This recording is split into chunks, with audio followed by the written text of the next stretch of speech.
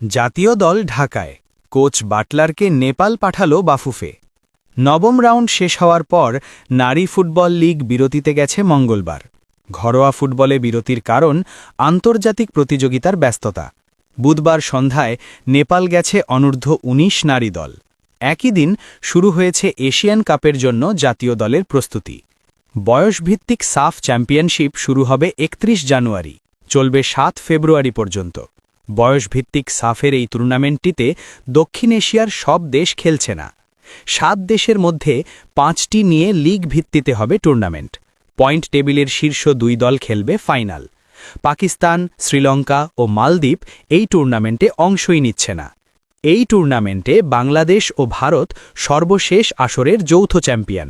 2024 সালে ঢাকার কমলাপুরে বসেছিল মেয়েদের এই টুর্নামেন্টের আসর। নাটকীয় ফাইনাল শেষ হয়েছিল 1-1 গোলে। তারপর ছিল আরও নাটক। টাই ব্রেকারেও সমতা ছিল 11-11 গোলে। তারপর অনেক নাটক শেষে যৌথ চ্যাম্পিয়ন ঘোষণা করা হয়। বাংলাদেশ এই টুর্নামেন্টকে এতটাই গুরুত্ব দিয়েছে যে জাতীয় দলের প্রস্তুতি বাদ দিয়ে প্রধান কোচ পিটার বাটলারকে পাঠিয়ে দিয়েছে নেপালে, বয়সভিত্তিক সাফে ট্রফি ধরে রাখার মিশনে। এমনকি সহকারী কোচ মাহবুবুর রহমান লিটুকেও নিয়ে গেছেন পিটার। অন্যদিকে ঢাকা জাতীয় স্টেডিয়ামে বুধবার সকাল থেকে শুরু হয়েছে জাতীয় নারী ফুটবল দলের ক্লোজড ডোর অনুশীলন।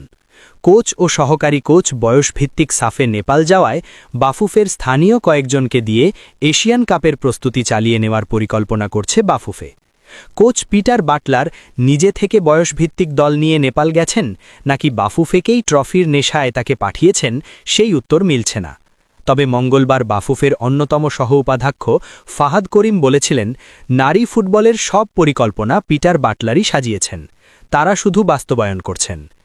জাতীয় দলের প্রস্তুতি শুরু হলেও বাফুফে খেলোয়াড় সংখ্যা গোপন রেখেছে। দেশের নারী ফুটবলের ইতিহাসে সবচেয়ে বড় প্রতিযোগিতায় খেলতে যাচ্ছে বাংলাদেশ। সেই প্রতিযোগিতার আবাসিক ক্যাম্প শুরু হলেও কোনো খেলোয়াড় তালিকা প্রকাশ করেনি বাফুফে। এমনকি কতজন নিয়ে অনুশীলন শুরু হয়েছে সেটাও গোপন রেখে ক্লোজড ডোর অনুশীলন শুরু করেছে বাফুফে। জাতীয় দলের আগে ক্যাম্প হতো